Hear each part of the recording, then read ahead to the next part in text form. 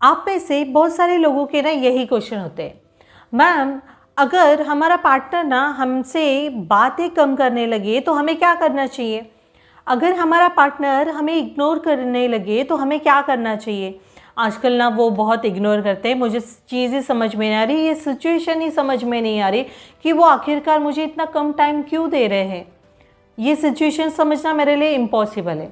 अगर ऐसे ही क्वेश्चन आपके माइंड में आ रहे हैं ना तो वीडियो को अंत तक ज़रूर देखिए, क्योंकि ये वीडियो में ना मैं ऐसे कुछ साइकोलॉजी फैक्ट बताने वाली हूँ जिस पे अगर आपने काम किया ना तो मैं गारंटी के साथ बोलती हूँ वो इंसान आपसे पहले से ज़्यादा बात करना चालू करेगा, आपको ज़्यादा से ज़्यादा समय देना चालू करेगा।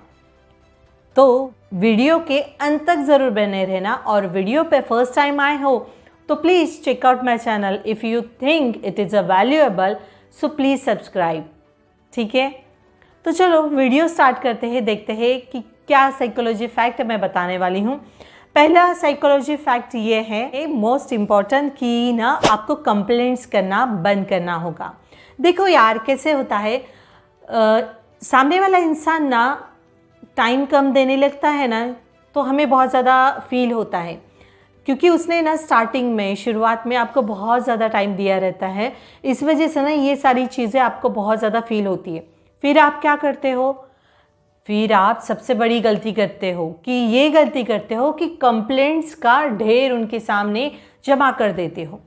यार तुम मुझे कॉल ही नहीं करते हो, तुम अभी पहले जैसा मेरे से प्यार ही नहीं करते, सच्ची में बताओ ना मेरे से प्यार नहीं करते ना, या फिर तुम वो नहीं करते, तुम ये नहीं करते हो, तुम वैसा नहीं करते हो, तुम ऐसा नहीं करते हो, तुम अभी मेरे से प्यार ही नहीं करते हो। ये सारी कंप्लेंट्स आपकी उनके सामने आ जाती है, उनको बताते हो। सही कहा ना, ऐसे ही होता है ना। अगर कोई इंसान हमें टाइम कम देने लगता है ना तो ये सारी कंप्लेंट्स हम उनके सामने रख देते हैं, उनसे करते हैं। क्यों पता है? क्योंकि हम ना कहीं इनसिक्योर फील करते हैं कि वो इंसान को ना हम अपने लाइफ में खोना नहीं चाहते। इस वजह से ना ये इनसिक्योरिटी हमारे अंदर आ जाती है।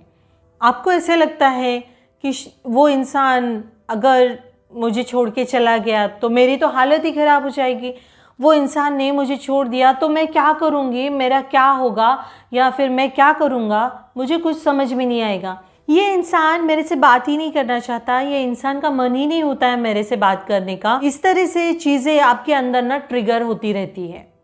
देखो यार, रिलेशनशिप में ना सबसे बड़ी चीज़ बताना चाहूँगी कि रिलेशनशिप में ना ट्रस्ट होना बहुत ज़्यादा इम्पॉर्टेंट बात है। आपका ट्रस्ट होना बहुत इम्पॉर्टेंट है सामने वाले पर्सन के लिए, सामने वाले इंसान के लिए, तो अभी तो रिश्ता अच्छा चलेगा। देखो यार, अभी आप बोलोगे ट्रस्ट तो हमें बहुत है उन पे, लेकिन अगर ट्रस्ट होने के बाद भी वो इंसान ने धोखा दिया तो, हमें छोड़ के चला गया तो फिर क्या करेंगे हम? आजकल तो ट्रस्ट होने के बाद भी इंसान धोखा दे के चला जाता है।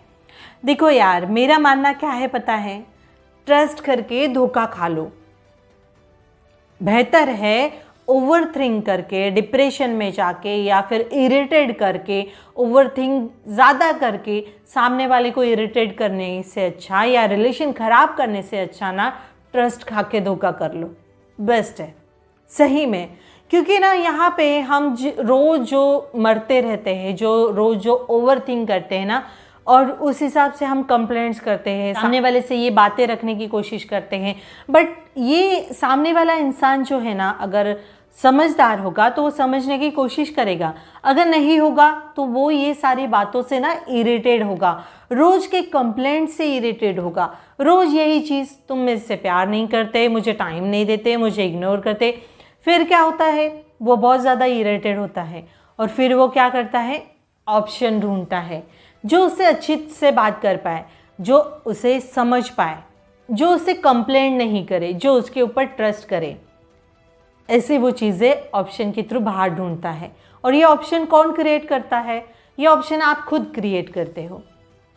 देखो यार, मैं ये नहीं बोल रही हूँ कि आपको ऐसी चीज़ें आपके सामने भी आई हो कभी, इस वजह से ना आप इनसिक्योर फील करते हो वो इंसान के लिए, कि आपको ऐसा लगता है कि शायद वो इंसान का कहीं और भी चक्कर चल रहा है या कहीं और भी वो बातें करता है। तो देखो, ये सारी चीज़ें से फ़ोन के थ्रू, मैसेज के थ्रू करने से अच्छा ना कि आप आमने सामने बैठ के इस टॉपिक पर सीरियसली बात कर लो। अगर ये डाउट आपके मन में आ रहा है तो आपको ये चीज़ को लेकर बात करनी बहुत ज़्यादा ज़रूरी है। ठीक है, ये चीज़ क्लियर हो गई आपकी। अब इस सेकेंड साइकोलॉजी फैक्ट देखते हैं कि क्या है। आप ना वो इंसान के लिए इनसिक्योर फील होना बंद कर दो। आपको सामने वाले इंसान को इनसिक्योर फील कराना होगा।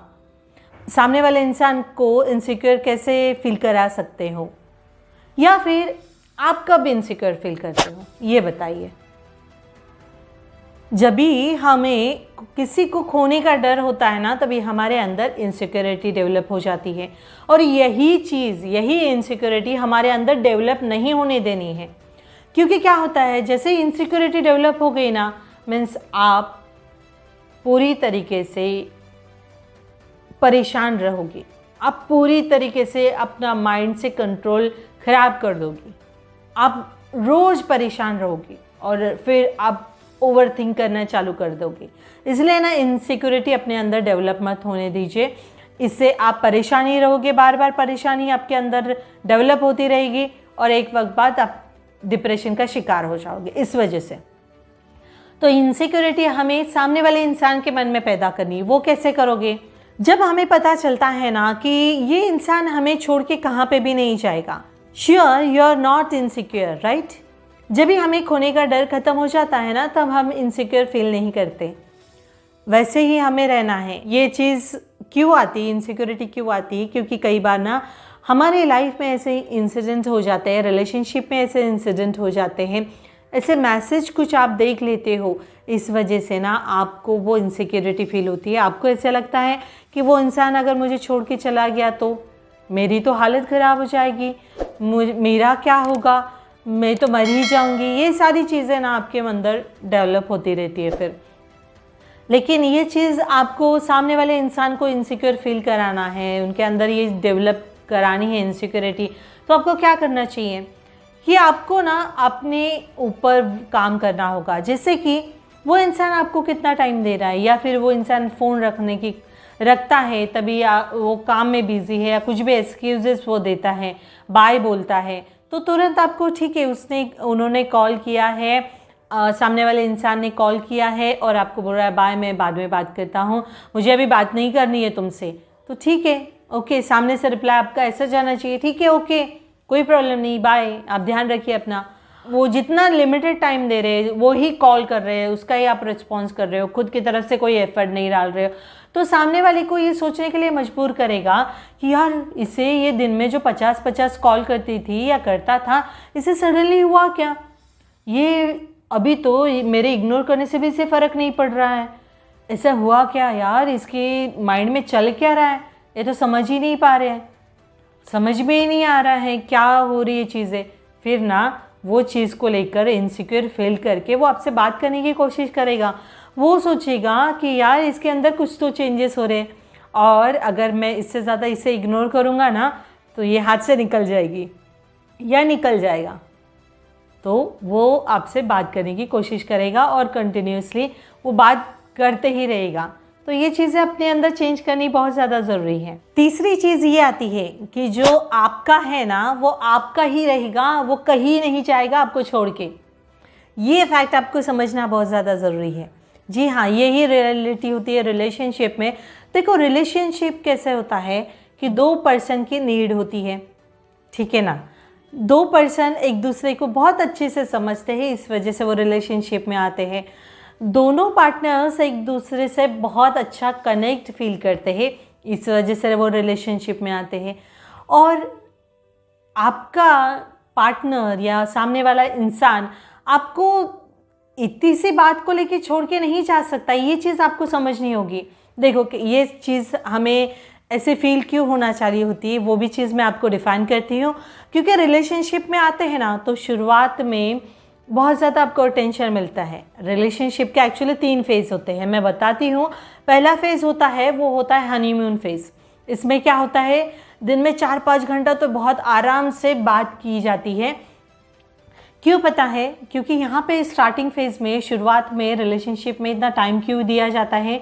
क्योंकि शुरुआत में दोनों भी पार्टनर न्यू होते हैं, दोनों को अंडरस्टैंड करने के लिए, एक दूसरे की बातें समझने के लिए एक दूसरे का सुख दुख जानने के लिए, एक दूसरे के लाइफ में क्या है, क्या चीज़ें नहीं हैं, क्या अच्छी चीज़ें, क्या बुरी चीज़ें हैं, एक दूसरे की सारी बातें जानने के लिए ना वो टाइम होता है। और जब भी एक दूसरे की सारी बातें जान लेते हैं, एक दूसरे को बहुत अच्छी तरीके से समझ लेते हैं, तो फिर बातें करने के लिए कुछ बचता ही नहीं है ना। इसलिए धीरे धीरे वो हनीमून फेज ख़त्म होते रहता है।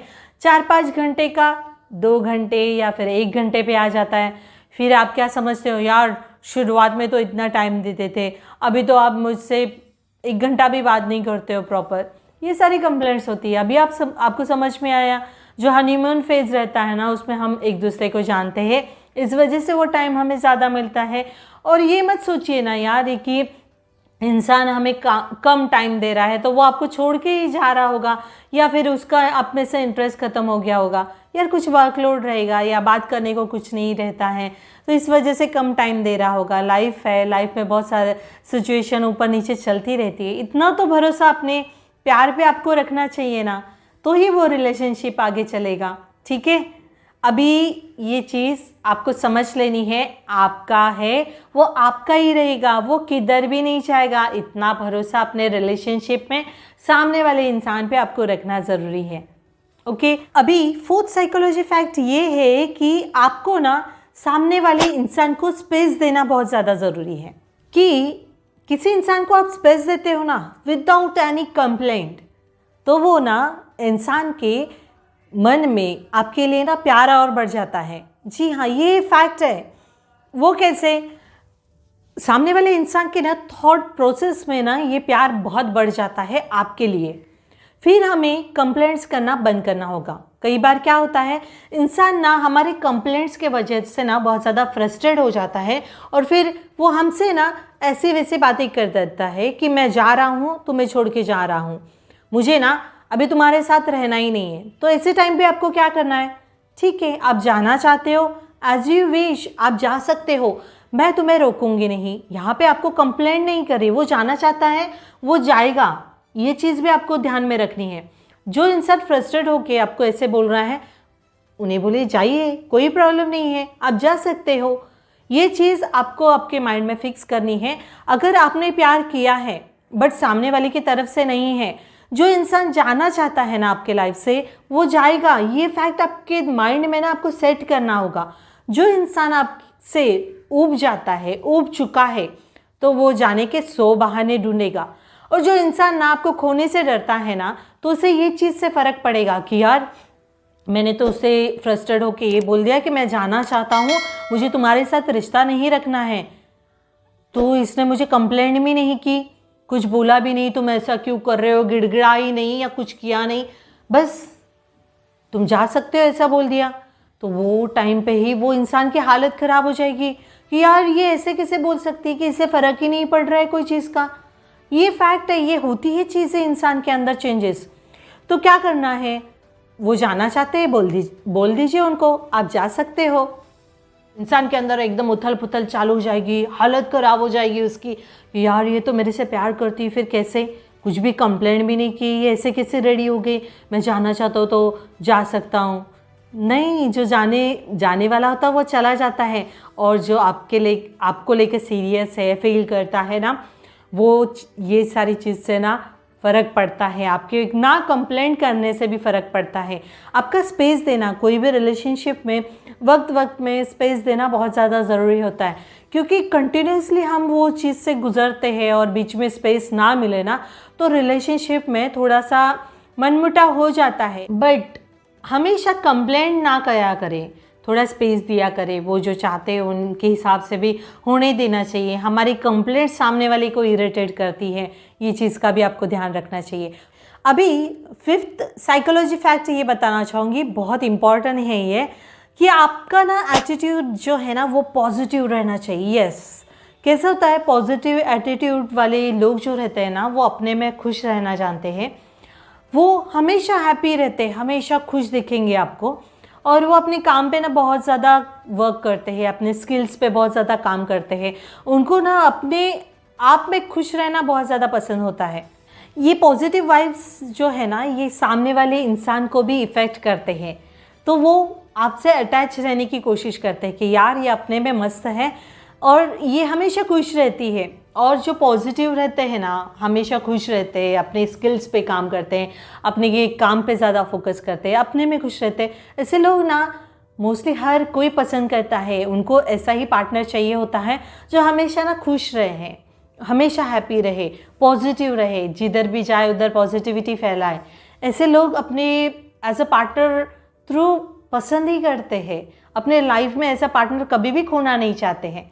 तो ऐसी अगर आप में एटीट्यूड रहेगा, पॉजिटिव एटीट्यूड रहेगा ना, तो पार्टनर ना हमेशा ही आपसे बात करना चाहेगा। वो कभी भी आपको कम टाइम नहीं देने की कोशिश करेगा।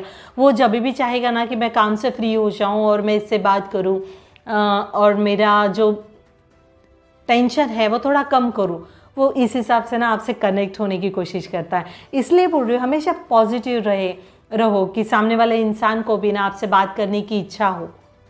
ठीक है ना।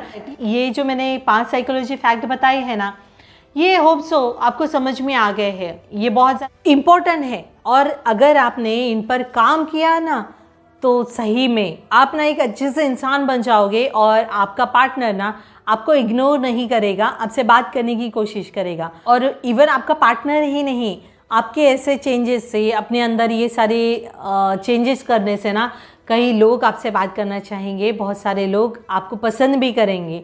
तो ये सारी चीज़ें ना आपके अंदर चेंज करनी बहुत ज़रूरी है। होप सो ये वीडियो आपको पसंद आया हो। अगर वीडियो पसंद आया तो लाइक करना तो बनता है और अपने फ्रेंड्स के साथ भी शेयर ज़रूर कीजिए, क्योंकि आपके शेयर करने से आपके फ्रेंड्स को भी काफ़ी हेल्प होती है। मुझे तो काफ़ी हेल्प हो रही है आपके शेयर करने से। और वीडियो अच्छा लगा है, आपने शेयर भी किया है, तो प्लीज़ सब्सक्राइब करो और मेरे चैनल पे जाके और भी वीडियो चेकआउट करो।